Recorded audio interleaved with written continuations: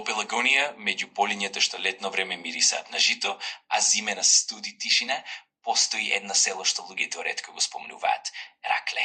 Не затоа што не е убаво, туку затоа што покрај него тече една река што никогаш не ја нарекуваат по име. Старите ја викаат само црната вода. Ниедна мапа не кажува зошто е така, но секој од селото знае, водата таму не е како другите. Дене црната вода изгледа обично, тивка, темна, бавна, но ако се наведнеш да се угледаш, нема да го видиш своето лице јасно, како нешто да го матни од внатре. Памети чекори што влегле, зборови што биле кажани крај неа и луѓе што никогаш не излегле. Позајди сонце никој не оди крај реката, ни за кратко, ни со светло, ни со крст на градите. Пред 30 години во селото се врати Милан, млад човек што работел по градови. Се врати за да ја продаде старата куќа на дедо му, која беше најблиску до реката. Првата вечер седеше со комшиите, пие ракија и зборуваа за стари времиња.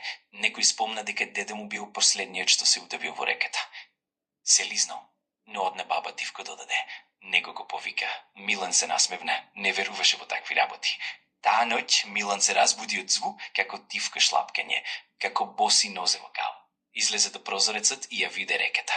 Црна, неподвижна. Тогаш го слана. Милане.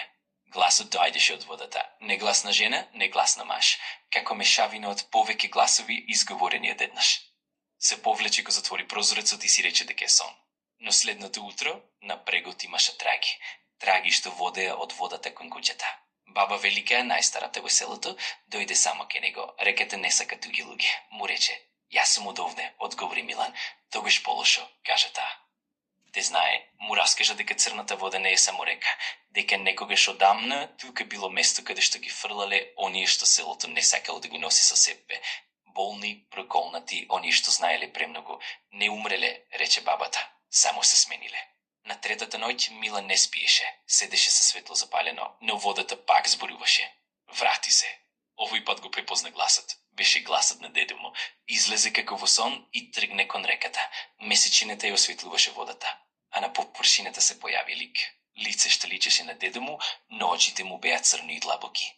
"Само да допеш", рече гласот. Кога Милан се наведна, не го виде своето лице. Виде село празно,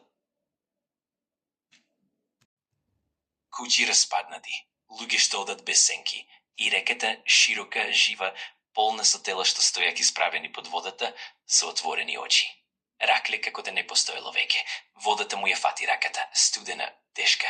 Следното утро селото се собра ке реката.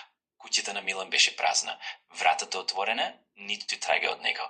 Само на брегот, отпечатоци од стапала што завршува во водата. Од тој ден, кога реката тече потивко од вообичаено, старите велат, некој нов учи да зборува, а ако поминеш крај црната вода ноќе и го чуеш своето име, не се врти, не одговарај и никогаш, ама никогаш не гледај во водата.